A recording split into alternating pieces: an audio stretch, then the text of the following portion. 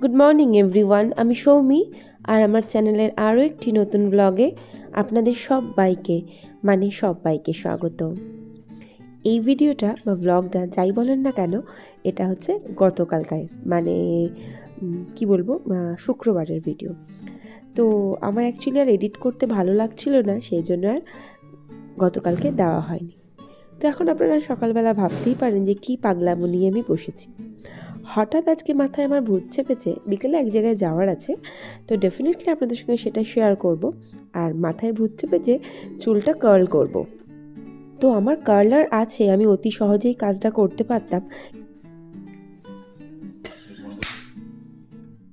কিন্তু আমার মনে হলো আজকে একটু হিট কার্ল করি চুলটাকে।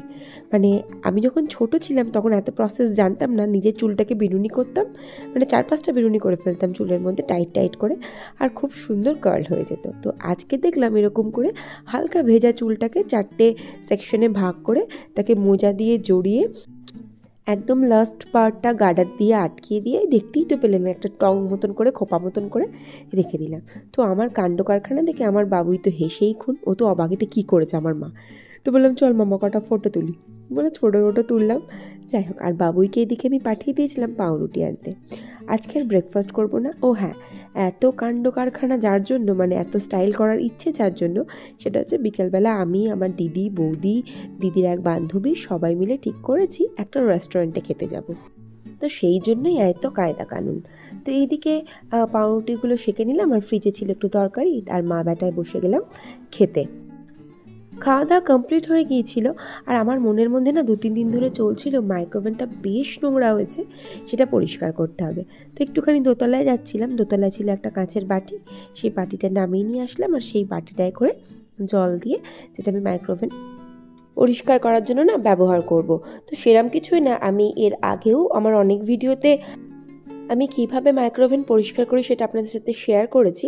তো এরম একটুখানি জল নিয়ে নিলাম বাটির মধ্যে, আর হচ্ছে লেবু, পাতি লেবুটা মাঝখান থেকে কেটে দিয়ে দিলাম, আর একটুখানি দেবো হচ্ছে আমি ওই বেকিং সোডা, আর হচ্ছে একটুখানি ওই ভিম লিকুইড দিয়ে আমি মাইক্রোওভেনটাকে এই 10 থেকে 15 মিনিট মতন চালিয়ে দেব। তো আপাতত সেগুলোই সব রেডি করে নিয়ে মাইক্রোওভেনের মধ্যে দিয়ে দেব।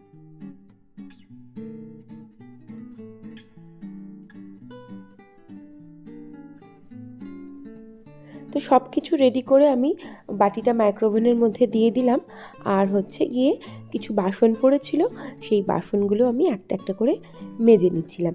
তো যতক্ষণ বাসন মাজবো ততক্ষণ ওই 10-15 মিনিট দিয়েছি আমি টাইম। তো ততক্ষণে বাসনগুলো মেজে নিই, আর তারপরে মাইক্রোওভেনটা পরিষ্কার করে নেবো, যদি বা 15 মিনিট বাসন মাজতে আমার যায়নি। তো বাটিটা প্রথমে বার করে নেবো, আর এই যে থালাটা, বাপরে বাপ কি নোংরা হয়েছিল। আর কিছুই না, অতক্ষণ মাইক্রোওভেন চলার ফলে ব্যাপারটা তো পুরো কি বলবো, যেমন ভাপ হয়ে যায়, সেই জন্য আমি পুরো শুকনো কাপড় দিয়ে খুব চেপে পরিষ্কার করে নিই। আর যেখানটা খুব চেপে না করা সেখানটা কিন্তু করি না। তো একদম খুব সুন্দর করে মাইক্রোওভেন, তার ডোর সব কিছু পরিষ্কার করে নিলাম। আর হচ্ছে থালাটা, ওই যে দেখলেন না থালাটা কি নোংরা হয়েছে, তো সেই থালাটাও আমি ভালো করে সাবান দিয়ে পরিষ্কার করব। এই থালাটা মাজার সময় না আমার আমি পৃথিবীর যত লক্ষ্মীশ্রী আমি আমার মধ্যে নিয়ে আসি, খুব শান্ত হয়ে এই থালাটাকে আমি পরিষ্কার করি। নইলে একবার যদি কিছু হয়ে যায়, আমি যে কবে এটাকে ঠিক করব, আমি নিজেই প্রচণ্ড টেনশনে থাকি আর কি। তো মাইক্রোওভেন এমন করে পরিষ্কার করলে কিন্তু দেখতেই পাচ্ছেন ভীষণ সুন্দরভাবে পরিষ্কার করা হয়। আপনারা কি জানি কে কেমনভাবে করেন, তো আমি বলবো একবার এমন করে ট্রাই করে দেখতেই পারেন। তো থালাটাও আবার ভেতরে ঢুকিয়ে দিলাম। আর এদিকে বড় ঘরে আমি ভাবছিলাম তমাল ঠিক কী করে রেখেছে। হ্যাঁ, একদম যা করা তাই করে রেখেছে ও। ঘরটা হাফ পরিষ্কার করেছে, গুছিয়েছে। তো এই কুশনগুলো আমি ঠিকঠাক করে একটু ভাবলাম গুছিয়ে দিই। তো তারপরে রান্না বান্নার একটা ব্যাপার আছে, কিন্তু কী যে রান্না করব প্রত্যেক দিন আমি সেটা নিয়েই ভাবতে থাকি। তো এরপরে এই বিছানাপত্রগুলো ভালো করে একটু গুছিয়ে দিই, আর তারপরে বসাবো রান্না। বাবুই আমাকে বলেছিল মামা ওই ঘর থেকে আমাকে একটুখানি আমার টেবিলটা এনে দিন। তো ভাবলাম চলো সেটাও নিয়ে ওকেও দিয়ে দিই, আর এরপরে আমি রান্নার জোগাড় করব। তো ফ্রিজের মধ্যে বেশ কিছু আনাজ আছে, তো সেই আনাজগুলো আমি সব আমি বুঝতেই পারছিলাম না আমি ঠিক কী রান্না করব। আর তমাল ভীষণ খেচো, কোন দিন বলে এটা খাবো না ওটা খাবো, আর ওটা খাবো না সেটা খাবো। এক রান্না দ্বিতীয়বার করলে বলবে পিঙ্কি কেন করলে একই রান্না। সেই জন্য যথেষ্ট কনফিউজড হয়ে গিয়ে সমস্ত কন্টেনারগুলো বার করে নিয়েছি। আমি আজকে আপনার সঙ্গে একটা জিনিস শেয়ার করতে চাইছি যে শীতের যা সবজি হোক, যাই হোক শীত গরম বর্ষা যাই হোক না কেন, সবজিগুলোকে এরকম সুন্দর কন্টেনারে ভরে যদি আপনারা রাখেন, ফ্রিজের মধ্যে স্টোর করেন, তো সবজিপাতিগুলো ভীষণ সুন্দর ফ্রেশ থাকবে আর ফ্রিজটাও থাকবে অর্গানাইজড। মানে এটা আমি আপনাদের সাথে এর আগে শেয়ার করেছি। আগে আমি ওই যে কন্টেনারগুলো খাবার আসতো সাদা সাদা তার মধ্যে রাখতাম, আর অনেক দিন থেকে ইচ্ছা ছিল এই কন্টেনারগুলো কেনার, তো এগুলো আমি কিনেছি। আর এইভাবে যদি আপনারা ফ্রিজে স্টোর করেন, ফ্রিজ অর্গানাইজড থাকবে আর মানে সবজিপাতিগুলো একদম ফ্রেশ থাকবে। তো আজকে ভাবলাম রান্না করবো ওই শিম আলু টমেটো দিয়ে একটা তরকারি আর মেথির শাক ভাজা। তো আজকে আমি তো মনে মনে হেভি এক্সাইটেড যে আজকে আমি আমার জায়ের বান্ধবী, আমার বৌদি আর সবকটা বাচ্চা, সবারই ছেলে, তো সবাই মিলেই যাব পিকনিকে। পিকনিক না, রেস্টুরেন্টে যাব। অ্যাকচুয়ালি পিকনিকের কথা কেন বলছি, খুব রিসেন্ট আমরা সবাই মিলে পিকনিক অ্যারেঞ্জ করেছি। তো সেই পিকনিকে যাব বলে মাথার মধ্যে পিকনিকের ভূতটাই ঘুরে বেড়াচ্ছে। তো এইদিকে বকবক করতে করতে আমি তরকারিটাও করে নিলাম শিম আলু টমেটো কপি দিয়ে, আর এদিকে মেথির শাকটাও ভেজে নিলাম, আর ভাতটা তো হয়েই গেছে। আর ফ্রিজে ছিল একটু ডাল, সেটা গরম করে নেব। তো রান্নাবান্না কমপ্লিট করে সোজা ছাদে চলে এসেছি। আর হ্যাঁ, দেখতেই পাচ্ছেন মাথার মধ্যে থেকে কিন্তু 4টে ঝুঁটি আমি এখনও গোল গোল করে খুলিনি। তো এটা যতক্ষণ নয় রেডি হব বিকালবেলা মানে সন্ধেবেলা, তার আগে আমি মোটেই খুলছি না মাথার থেকে, যদি বাই চান্স ভালো করে না কোঁকড়ায় চুলটা। তো এরপরে ছাদে উঠে দেখলাম কিছু হনুমান এসছে। তারপরেই হয়েছিল আমার একটা বিরাট ব্লান্ডার। আজকে 3টে হনুমান, এই 3টে নয় কি জানি বাবা কটা, মনে হয় 3টে হনুমান আমার ঠাকুর ঘরে ঢুকে গিয়ে যাচ্ছে তাই করে দিয়েছিল ঠাকুর ঘরটাকে। তো এরপরে সমস্ত খাওয়া দাওয়া কমপ্লিট করে নিয়েছিলাম, দুপুরের সমস্ত কাজ কমপ্লিট। আর ওই যে বললাম যাবো রেস্টুরেন্টে, সেই জন্য একটু রেডি হচ্ছিলাম। প্রথমে ভাবলাম একটা অন্য কিছু পরে যাব, তারপর ভাবলাম না, চুড়িদার পরেই যাব। তো বাবুইকে বলছিলাম 70 বার রেডি হ। আর আমার বাবুই আমায় বললো রেডি হতে আপনার সময় লাগবে, আমার নয়, আমি জাস্ট জামা প্যান্ট পরবো চলে যাবো। হ্যাঁ, একদমই সত্যি কথা। তো এরপরে একটা একটা করে জিনিস রেডি হচ্ছিলাম। আর ওই যে বললাম মাথার ঝুঁটি কিন্তু আমি এখনও খুলিনি। আর লিপস্টিক প্রথমে একটুখানি নর্মাল লিপস্টিক লাগিয়েছিলাম, যদিও বা ওটাও ম্যাট ছিল, আর এটা লিকুইড ম্যাট।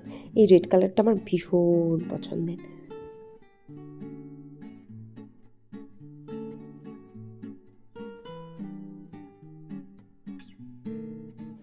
তো একদম রেডি হয়ে গিয়ে, আর সেই সকাল থেকে আমার আটকানো চুল, মোজা দিয়ে, এটা আমার ছেলের স্কুলের মোজা, আর বাকি দুটো হচ্ছে তমালের মোজা, ওরা একদমই পরে না।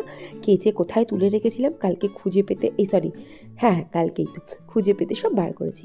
চুলটা কিন্তু বেশ ভালোই কুকড়েছে, যাই বলেন আর তাই বলেন। তো যদি বা চুলটা কুকড়ে, আমাকে কিন্তু একটুও ভালো লাগছিল না, এটা আমি পরে বুঝতে পেরেছি। আমি যখন স্ট্রেট করে নিই চুলটা, সেটা দিয়ে আমাকে বেশি ভালো লাগে দেখতে। তো যাই হোক, একদম রেডি হয়ে গেছি। আর এদিকে আমার বৌদি আমাকে ফোনও করেছিল, পিঙ্কি যা রেডি হয়েছো, চলো এবার কিন্তু বেরোতে হবে। তো একদম রেডি হয়ে কোটটা নিলাম চাপিয়ে, আর তারপরে একটুখানি পারফিউম ইউজ করে নিলাম। আর বাবুইকে বললাম কি রে নিবি, বললো না আপনি মাখুন, আমি অন্য মাখবো।